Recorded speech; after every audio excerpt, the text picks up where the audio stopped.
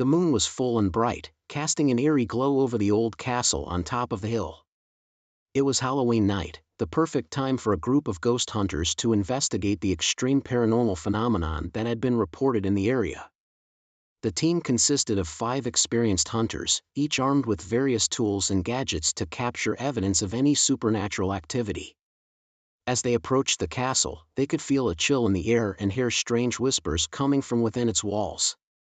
The group cautiously made their way inside, using their flashlights to navigate through the dark corridors. The walls were covered in cobwebs and there was a musty smell that lingered in the air. They split up into 2 groups to cover more ground, but it wasn't long before they all started experiencing unexplainable occurrences.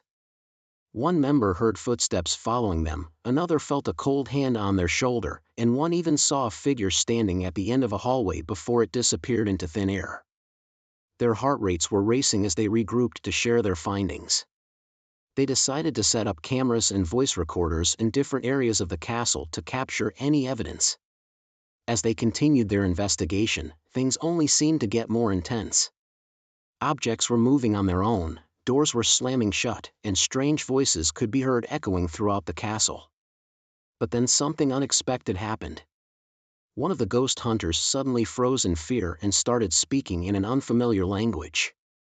The others tried to snap him out of it, but he remained unresponsive. They quickly realized that he was possessed by one of the spirits haunting the castle.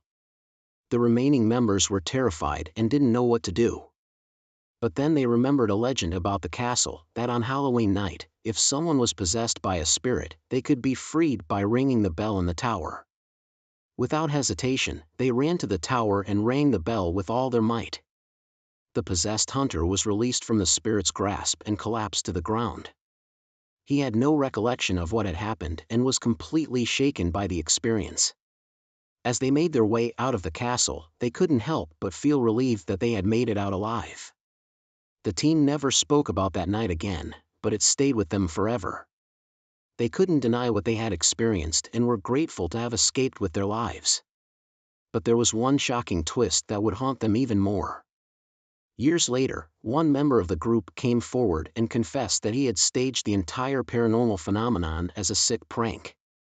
He wanted to scare his fellow hunters and make a name for himself in the ghost hunting community.